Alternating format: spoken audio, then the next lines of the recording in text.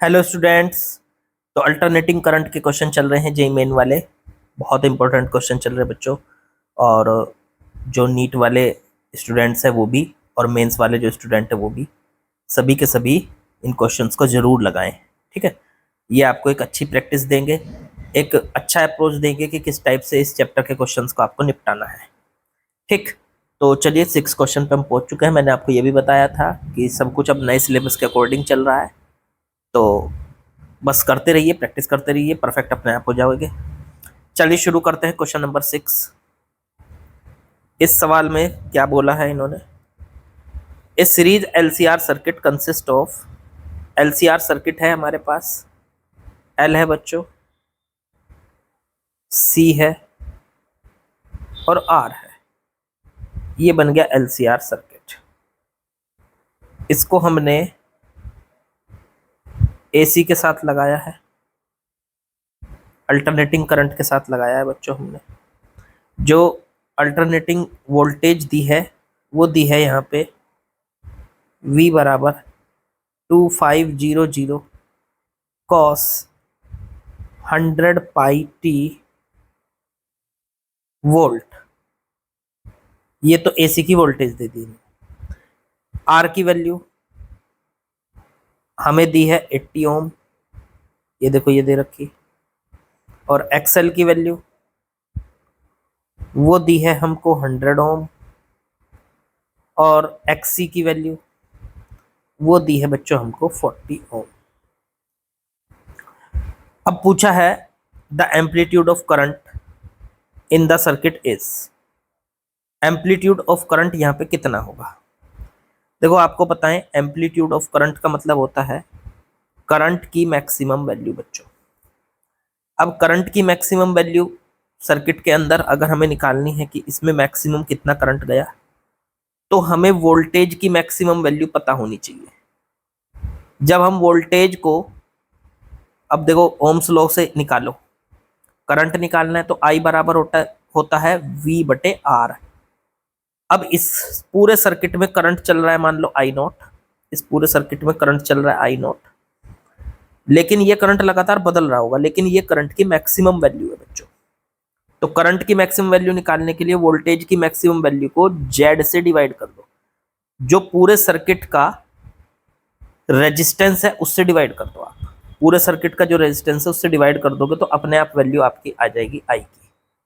लेकिन sir we not कहाँ से पता चलेगा, तो हमें ये V बराबर 2500 कॉस 100 पाई टी वोल्ट है, जो इसको कंपेयर कराना पड़ेगा V बराबर 2500 की जगह यहाँ पे ये ऐसे कर लो, ये जो वोल्टेज दे रखी साइनोसोडल वोल्टेज, इसमें जो ये शुरू में होता है ना, ये होता है आपका V नॉट बच्चों। वोल्टेज की मैक्सिमम वैल्यू या वोल्टेज की पीक वैल्यू कहते हैं इसको, पीक वैल्यू। अब ये वोल्टेज की जो पीक वैल्यू है, इसकी वैल्यू कितनी निकल के आ गई, 2500 वोल्ट बटे जेड। जेड कैसे निकालें सर, जेड निकालने के लिए आपको फॉर्मूला लगाना पड़ेगा, जेड बराबर अंडर रूट में r square XL minus XC, या एक्सी माइनस एक्सएल, जो कुछ करना चाहो, एक्सएल माइनस एक्सी, जो बड़ा है उसमें से छोटे को घटाना है, उसका स्क्वायर। तो जेड निकाल लो, तो आर हो गया, आर तो हो गया सर 80 80, देखो ये रहा आर 80 का स्क्वायर। फिर एक्सएल, एक्सएल की वैल्यू है सर 100 और माइनस 40, 40 हो गया 100 माइनस 40 का होल स्क्वायर। 80 का स्क्वायर हो गया 1600, प्लस 100 माइनस 40 बचा 60, नहीं 1600 नहीं, सॉरी 64,000, ये हो जाएगा 6400, सॉरी 6400, प्लस 100 माइनस 40 60 बचा, 60 का स्क्वायर करेंगे तो 3600 और पूरे का अंडर रूट। अब ये 0 0 और 64 प्लस 36, ये हो गया 100 और पूरे का अंडर रूट बच्चों। ये आ गया सॉल्व करके अंडर रूट में 10,000, तो 100 आ गया, जेड का वैल्यू आ गया 100 ओम। उठा के इसको जेड की वैल्यू यहाँ रख दो 100, 0 से 2 0 से 2 0 कट गई, आई नॉट की वैल्यू आ गई 25 एम्पियर, 25 एम्पियर। यही हमारा बच्चों आंसर है, 25 एम्पियर, ये हमारा बच्चों आंसर। तो आसान सा सवाल था, कुछ नहीं था।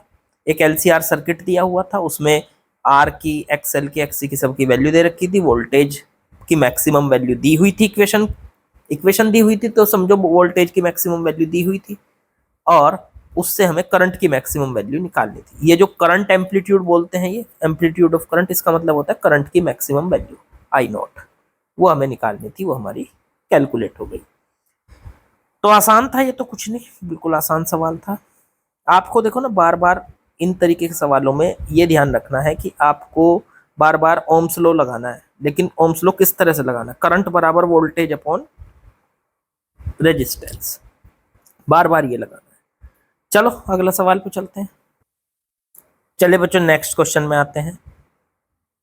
इस क्वेश्चन में क्या दिया है, इस series combination of register of resistance 100 ओम, एक रजिस्टर है 100 ओम का, ओके, इंडक्टर, एक इंडक्टर है 1 हेनरी का, एंड कैपेसिटर है 6.25 माइक्रोफैरड का।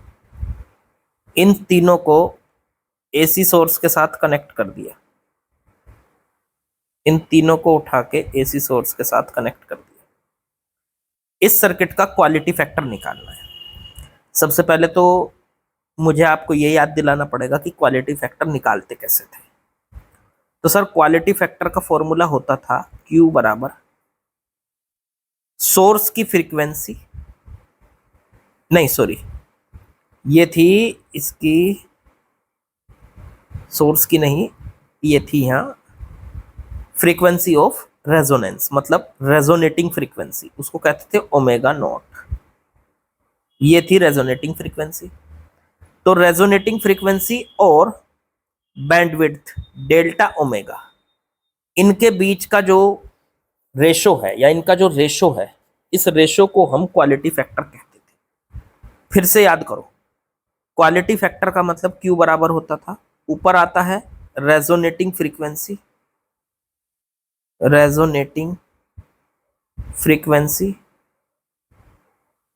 और बटे में नीचे आता है डेल्टा ओमेगा को कहते हैं बैंडविड्थ,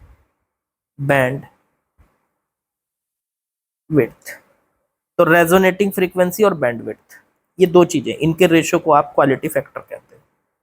रेजोनेटिंग फ्रीक्वेंसी जो निकलती थी उसका फॉर्मूला अपना आपको याद होगा, रेजोनेटिंग फ्रीक्वेंसी का फॉर्मूला होता था 1/√LC, ये रेजोनेटिंग फ्रीक्वेंसी का फॉर्मूला था।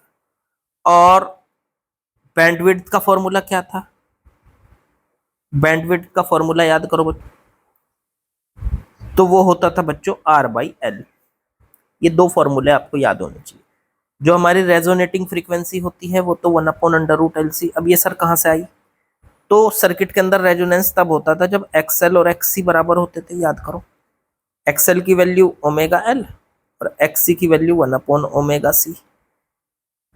तो जब XL और XC आपस में बराबर हो जाते हैं, ω/L और 1/ω/C बराबर हो जाते हैं, तो उसे कहते हैं आप रेजोनेंस हो गया। तो यहाँ से ओमेगा की वैल्यू जब निकालते हैं हम, तो 1/√LC आती है। इस फ्रीक्वेंसी को कहा जाता है रेजोनेटिंग फ्रीक्वेंसी। तो रेजोनेटिंग फ्रीक्वेंसी का फॉर्मूला तो ये है, और बैंडविड्थ का फॉर्मूला ये था। सर ये बैंडविड्थ का आती है, अब देखो भाई ये तो आपको पढ़ के आना है, पढ़ के रखा होगा आपने ये सारी चीजें, ये तो फॉर्मूले इतने याद होने चाहिए आपको जरूर। बैंडविड्थ होती है R/L, चलो उठा के रखो यहाँ। तो पहले तो ओमेगा नॉट की वैल्यू निकाल लो 1/√LC की, और R/L की वैल्यू निकाल लो। देखो वैल्यू आ जाएगी तो उसको उठा के यहाँ रख देंगे, उससे आपका आंसर आ जाएगा। चलो तो निकालते हैं भाई, फिर इनको उठा के रखेंगे, या साइड में निकाल लो, इसे हटा दूं यहाँ से, एक मिनट, इसको हटा दूं। तो यहाँ से पहले मैं ओमेगा नॉट की वैल्यू निकालने जा रहा हूँ, 1/√LC, एल का वैल्यू, तो सर एल है 1 हेनरी और सी 6.25 माइक्रोफेरड है, तो 10⁻⁻6 फेरड बन गया भैया। ये फ्रीक्वेंसी आ गई इसकी 1/√L। एल की वैल्यू तो हो गई 1 हेनरी और सी की वैल्यू 6.25। अब ये 6.25 का अंडर रूट करेंगे और 10⁻⁻, उसका करेंगे तो कितना आ जाएगा? ये आ जाएगा सर 2.5 अंडर रूट से बाहर निकल के, और 10⁻⁻6 का करेंगे तो 10⁻⁻3।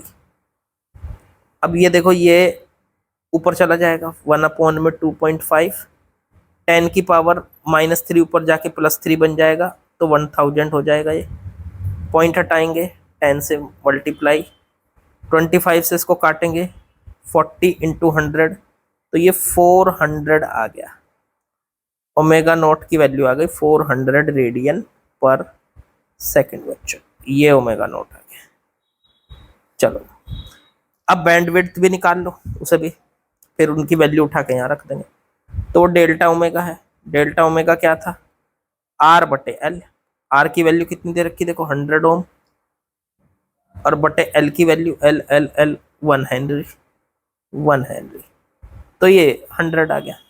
उठा के दोनों को यहाँ पे रख दो। ओमेगा नॉट की वैल्यू तो सर आई 400, और बटे में डेल्टा ओमेगा की वैल्यू आ गई 100। 0 से 0 कट करो तो 4 आ गया। इसका क्वालिटी फैक्टर आ गया हमारा 4। बिल्कुल आसान। तो क्वालिटी फैक्टर यहाँ पे आप लिख सकते हो 4। आसान सा सवाल है, बस फॉर्मूले याद होने चाहिए। मैं बार बार कहता हूँ फॉर्मूले याद तो सब कुछ आसान। ठीक है, चलिए बच्चों नेक्स्ट क्वेश्चन में आते हैं। इस क्वेश्चन को देखते हैं, इनमें क्या बोला इन्होंने। एक कैपेसिटर ऑफ कैपेसिटेंस, एक कैपेसिटर बना लेते हैं जिसका कैपेसिटेंस दे रखा 150 microfarad, connected to an alternating source. ये एक अल्टरनेटिंग सोर्स के साथ कनेक्ट है, एसी सोर्स के साथ, और इसका जो ईएमएफ है वो दे रखा है 36 sin 120 πt। ये दे रखी इतने वोल्ट की इसका ईएमएफ दे रखा है। The maximum value of current. देखो सबसे पहले तो इसमें पता लगा लो, जो ये साइन के मल्टीप्लाई में है ये है वोल्टेज की पीक वैल्यू। मतलब आप इसको कह सकते हो पीक वोल्टेज की मैक्सिमम वैल्यू। ये आपको पता होनी चाहिए। जब हम कोई भी एसी सोर्स की वोल्टेज लेते हैं तो वो होती है V0 sin ωt या V0 cos ωt। तो ये जो साइन से पहले या कॉस से पहले लिखा हुआ होता है ये V0, इसको कहते हैं पीक वैल्यू। ये पीक वैल्यू है। तो इसी तरह से यहाँ से पीक वैल्यू पता चल गई हमको। ये वोल्टेज कितनी पता चल गई? 36 वोल्ट। ये वोल्टेज पता चल गई, ये है 36 वोल्ट। अब ये वोल्टेज ठीक है, चलो आपने बता दी। और क्या पता चल रहा है इससे? ये जो टी के मल्टीप्लाई में है ये है ओमेगा। देखो ये यहाँ पे देखो, यहाँ टी के मल्टीप्लाई में ये जो होता है ये ओमेगा होता है, ये फ्रीक्वेंसी होती है सोर्स की।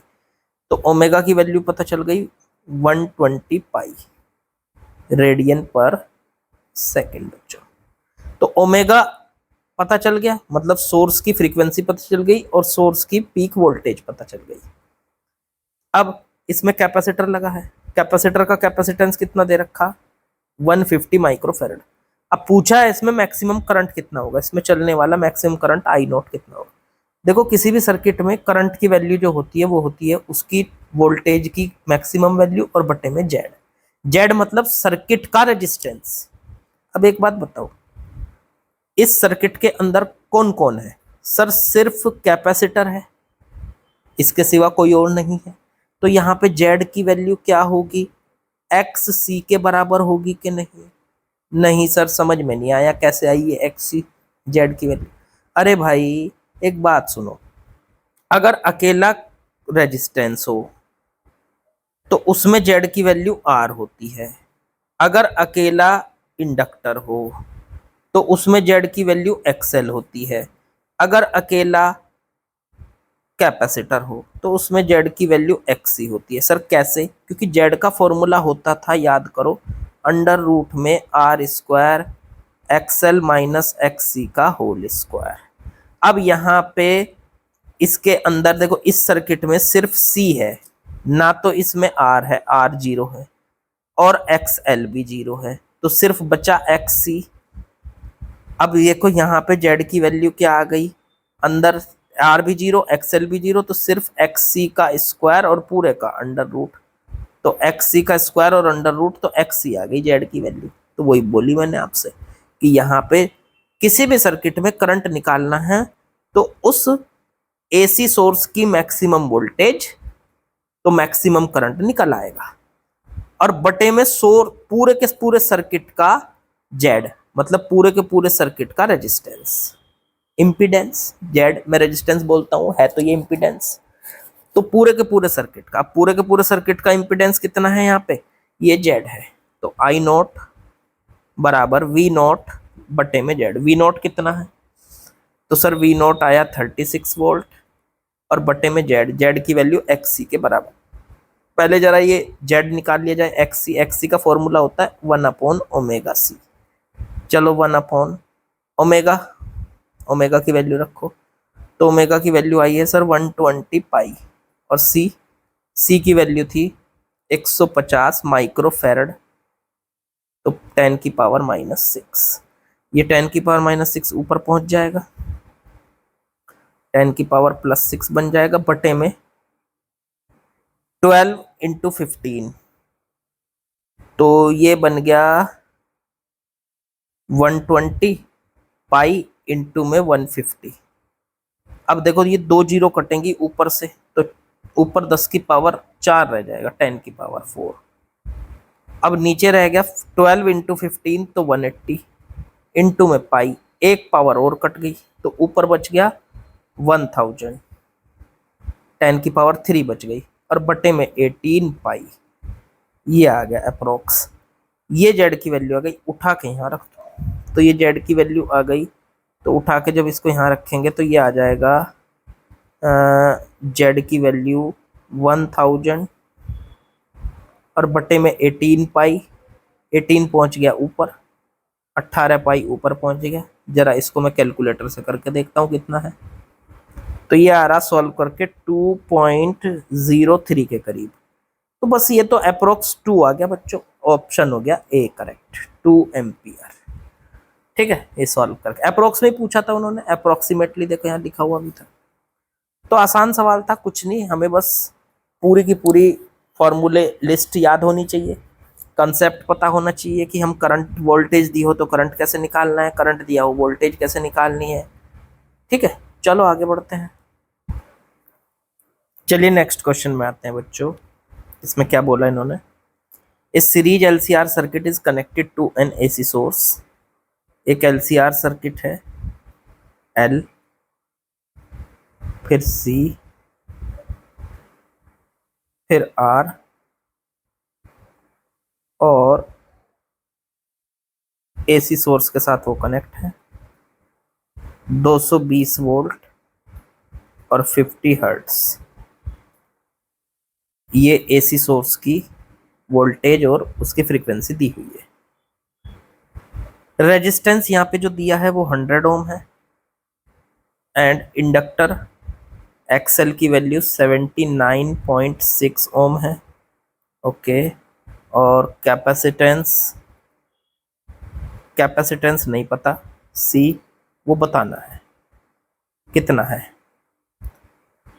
The capacitance of capacitor needed to maximize the average rate at which energy is supplied. मतलब हमें इसमें ये बताना है कि कैपेसिटर का कैपेसिटेंस कितना होना चाहिए, इस कैपेसिटर की कैपेसिटी कितनी होनी चाहिए, ताकि एनर्जी का जो रेट है, एनर्जी का रेट क्या होता है, पावर, रेट ऑफ एनर्जी, इसका मतलब होता है पावर, वो मैक्सिमम हो। अब याद करो यार, ये तो बड़ा आसान सा सवाल हो गया। सर्किट, एलसीआर सर्किट में पावर मैक्सिमम कब होती है, रेजोनेंस में। Current maximum, power maximum resonance में होती है।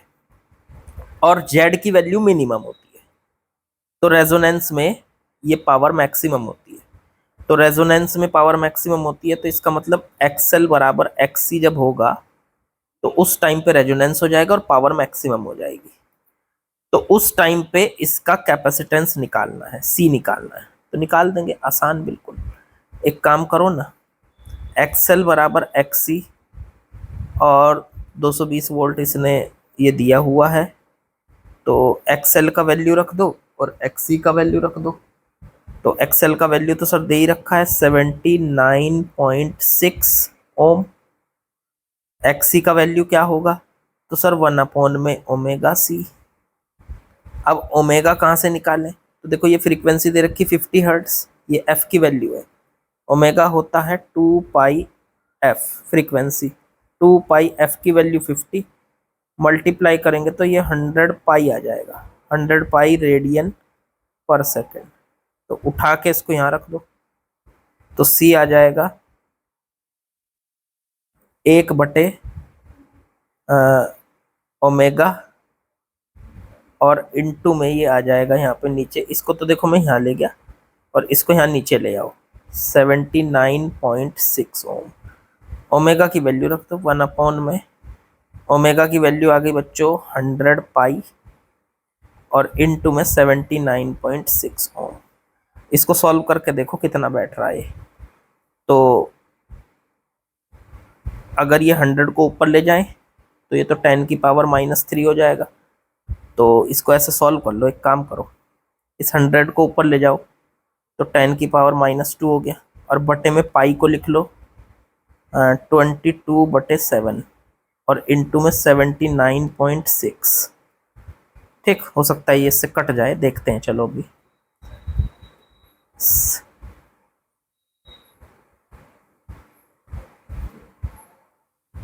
शायद ये कट रहा हो, 7 से काट के देखो इसको, 7 1 जा 7, 7 1 जा फिर 7, नहीं कट नहीं रहा। चलो इसको वैसे ही करते बिना काटे, 3.14 लिखेंगे इसको फिर। तो 22/7 को मैं लिखने जा रहा हूँ 3.14 इंटू 79.6। चलो देखते हैं जरा कैलकुलेटर से कितना आ रहा है, आप लोग वैसे ही करना बिना कैलकुलेटर के। तो बच्चों ये सॉल्व करके जो है ये आ गया हमारा 0.0040 इंटू 10 की पावर -2। अगर इसे 10 की पावर माइनस उसमें लिखे तो ये आ जाएगा 40 इंटू 10 की पावर -6, या आप इसको लिख सकते हो 40 माइक्रोफैरड। तो आंसर बन गया हमारा 40 माइक्रोफैरड। अब यहाँ पे देखो ये पूछा था विल बी डैश दिया था, तो यहाँ 40 और आगे देखो ये यूनिट दे रखे माइक्रोफैरड, तो आंसर हो गया बच्चों हमारा यहाँ पे 40। चलो आगे बढ़ते हैं, अगले क्वेश्चन पे पहुंचते हैं। चलिए क्वेश्चन नंबर 10 पे आगे बच्चों, क्या बोला है इसने, इसमें जरा इसको भी देख लेते हैं। इसने बोला an inductor of 0.5 milli henry, a capacitor 20 microfarad and resistance 20 ohm are connected in series, okay, with 220 volt AC source. एक इंडक्टर है भाई साहब, एक कैपेसिटर है और एक रेजिस्टेंस है। ठीक है, इंडक्टर है 0.5 मिली हेनरी, कैपेसिटर है 20 माइक्रोफैरड एंड रेजिस्टेंस है 20 ओम। कनेक्ट कर दिया इसको एक एसी सोर्स से और उसकी वोल्टेज दे रखी है 220 वोल्ट। बच्चों ये एसी सोर्स है। अब आपको पता है एसी सोर्स की वोल्टेज तो लगातार बदलती है, तो ये फिर कौन सी वैल्यू दी है, ये जो ये वैल्यू दी जाती है बच्चों ये आरएमएस वैल्यू होती है। जो एक फिक्स वैल्यू दी जाती है वो आरएमएस वैल्यू होती है, तो ये आरएमएस वैल्यू दी है। अब इन्होंने कहा if the current is in the phase with EMF, अगर करंट और ईएमएफ का जो फेज है वो एक जैसा है, ठीक है, तो करंट और ईएमएफ का फेज एक जैसा होने का मतलब समझ रहे हो आप? मान लो वोल्टेज, ऐसे समझो, मान लो करंट करंट करंट करंट क्या बना रहा हूं मैं, करंट है हो गया आपका I naught sine omega t, तो वोल्टेज भी V naught sine omega t है। मतलब वोल्टेज और करंट के फेज में कोई डिफरेंस नहीं है। फाई की वैल्यू यहाँ पे ऐसे कह सकते हैं, फाई की वैल्यू यहाँ 0 है, ओमेगा टी के साथ यहाँ प्लस में जो फाई आएगा वो 0 है। अब सोचो फाई 0 कब होता है? एलसीआर सर्किट में फाई अगर 0 हो जाए तो समझो रेजोनेंस हो गया। मैंने पिछले एक क्वेश्चन में भी आपको इसको बताया था कि फाई अगर 0 है तो समझो बच्चों रेजोनेंस है। ठीक, तो इसका मतलब यहाँ पे रेजोनेंस है, क्योंकि यहाँ पे करंट और वोल्टेज सेम फेज में दे दिए, फाई की वैल्यू 0 है, फाई की वैल्यू 0 है तो यहाँ रेजोनेंस है। ये आपको ध्यान रखना चाहिए। एलसीआर सर्किट में अगर फाई 0 हो जाए तो रेजोनेंस हो जाता है। खुद सोचो, देखो मैं आपको याद दिलाता हूँ, ऊपर की तरफ एक्सएल होता है, नीचे की तरफ एक्सी होता है, ठीक है, और आगे की तरफ आर होता है, एक्सएल माइनस एक्सी। अब अगर नीचे से एक्सी को हटा दें, ये हट गया, तो ऊपर आ जाएगा एक्सएल माइनस एक्सी, और इन दोनों का रिजल्टेंट हो जाएगा ये जेड। ये होता था फाई। अब ये फाई जो है, अगर ये क्या नाम 0 है तो इसका मतलब जेड की वैल्यू आर की डायरेक्शन में आ जाएगी, मतलब जेड आर के बराबर आ जाएगा। और जेड आर के बराबर कब आएगा? जब एक्सएल माइनस एक्सी हट जाए, मतलब एक्सएल माइनस एक्सी की वैल्यू क्या हो जाए? 0। तो एक्सएल और एक्सी आपस में क्या हो जाएंगे? बराबर हो जाएंगे, तो फाई की वैल्यू 0 आ जाएगी। या चलो ऐसे भी समझ में ना आया हो तो एक और तरीका बताता हूँ। टेन फाई का फॉर्मूला होता है बच्चों एक्सएल माइनस एक्सी बटे में आर, ये होता है फॉर्मूला। अब अगर ये दोनों सेम फेज में है, फाई 0 है, तो फाई की जगह देखो 0 रख दो, टेन 0 एक्सएल माइनस एक्सी बटे में आर, टेन 0 की वैल्यू 0 हो गई, बराबर एक्सएल माइनस एक्सी बटे में आर। आर की इधर गुणा कर दो, मल्टीप्लाई कर दो, तो एक्सएल माइनस एक्सी और 0 की आर में मल्टीप्लाई कर दी तो ये 0 आ गया। ये 0 आ गया तो यहां से आ गया एक्सएल बराबर एक्सी, एक्सएल एक्सी के बराबर आ गया, मतलब इसे इधर ले गए 0 से। तो ये कंडीशन किसकी है? रेजोनेंस की। ये कंडीशन किसकी आ गई बच्चों? रेजोनेंस की। तो रेजोनेंस की कंडीशन आ गई है। तो मैंने आपको कई तरीके से बता दिया, लेकिन फिर भी इस बात को याद कर लो। एलसीआर सर्किट में अगर फाई 0 है तो रेजोनेंस होता है, एक्सएल एक्सी के बराबर है तो रेजोनेंस। तो इसका मतलब यहाँ पे सर्किट में साफ साफ पता चल गया सर हमें रेजोनेंस है। अब आगे बढ़ो, इन्होंने क्या कहा? इन्होंने दिया if current is in the phase with EMF the amplitude of current, मतलब इनका जो फेज है वो एक जैसा है, ये तो हमने समझ लिया, रेजोनेंस हो रहा है। The current of circuit is, circuit के अंदर का करंट बताना है। एक बात बताओ जरा मुझे, एम्पलीट्यूड ऑफ करंट का मतलब है आई नॉट पूछा है, बिल्कुल ठीक बात। आई नॉट का फॉर्मूला होता था सर वी नॉट बटे में जेड, बिल्कुल सही बात। वी नॉट कहां से लाए सर? हमें तो वी आर एम एस दिया हुआ है, वी आर एम एस दिया हुआ है, तो इससे पहले तो वी नॉट निकाल लो।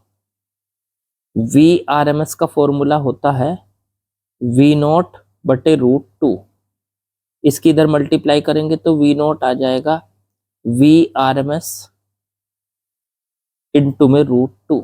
वी आर एम एस की वैल्यू कितनी है? तो वी आर एम एस की वैल्यू है 220 वोल्ट अंडर √2, ये वी नॉट आ गया।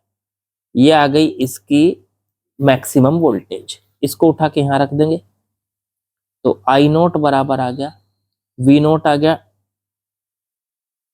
220 √2 और बटे में जेड। जेड कितना आ रहा है? तो जेड निकालने के लिए जब रेजोनेंस होता है तो जेड की वैल्यू कितनी होती है? आर के बराबर होती है। अब आर दिया है इन्होंने कितना? 20 ओम, तो बस जेड की वैल्यू आर के बराबर हो, क्योंकि एक्सएल और एक्सी तो बराबर ही हो गए, तो उसे तो हमें देखने की जरूरत ही नहीं है।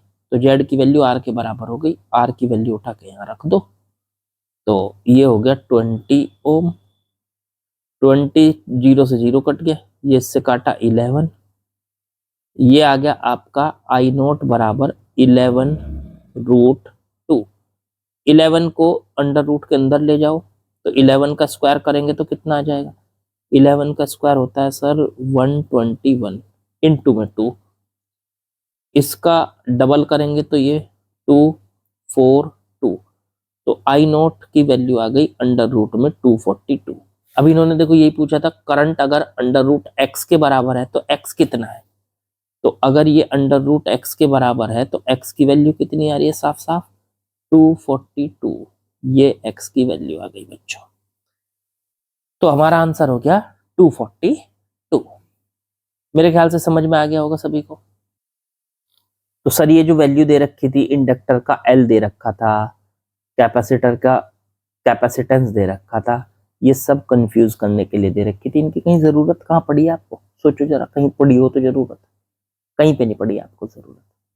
तो एम्पलीट्यूड निकालना था करंट का, आई नॉट की वैल्यू निकालनी थी, वी नॉट बटे जेड लगाना था, यहाँ रेजोनेंस हो रहा था तो जेड की वैल्यू आर के बराबर होती। सर वो कैसे हुई, तो वो भी मैं आपको एक बार समझा देता हूँ। जेड का फॉर्मूला होता है अंडर रूट में r square XL minus XC का स्क्वायर। अब तो यार याद कर लो इस बात को, जब रेजोनेंस होता है एक्सएल एक्सी बराबर होते हैं, ये कट जाएंगे आपस में तो जीरो हो जाएगा, अंदर बचेगा अंडर रूट के आर स्क्वायर का अंडर रूट आर आ जाएगा, तो जेड की वैल्यू आर आ जाती है। ये जेड की मिनिमम वैल्यू होती है, रेजोनेंस पर जेड की मिनिमम वैल्यू आर होती है। मैं आपको बताऊं तो ये बात ना मतलब अब रट जानी चाहिए आपको, रेजोनेंस पर जेड मिनिमम होता है, करंट मैक्सिमम होता है, पावर मैक्सिमम होती है। ये बात आप मतलब बस पल्ले बांध लो अपने, रट लो इस बात को। चलो खैर, आज का सेशन कंप्लीट, कल करेंगे इसके आगे के सवाल, ठीक है। मजा आ रहा है सवाल करने में तो लाइक शेयर सब्सक्राइब कमेंट सब कुछ कर दो यार, जो कुछ हो सकता है, और लगे रहो बस। नीट वाले मेंस वाले सब सवाल करेंगे, और जो मैं बार बार कहता हूं कि नीट वालों को मेंस वाले और नीट वाले दोनों सवाल करने, और मेंस वालों को भी नीट वाले और सब मेंस वाले, और नीट वालों को भी मेंस और नीट के दोनों सवाल करने, हर तरीके के जितने सवाल कराए जा रहे हैं करने हैं सबको, चाहे आप नीट के स्टूडेंट हो चाहे आप मेंस के स्टूडेंट हो। बहुत अच्छी प्रैक्टिस हो जाएगी। चलो कल मिलते हैं।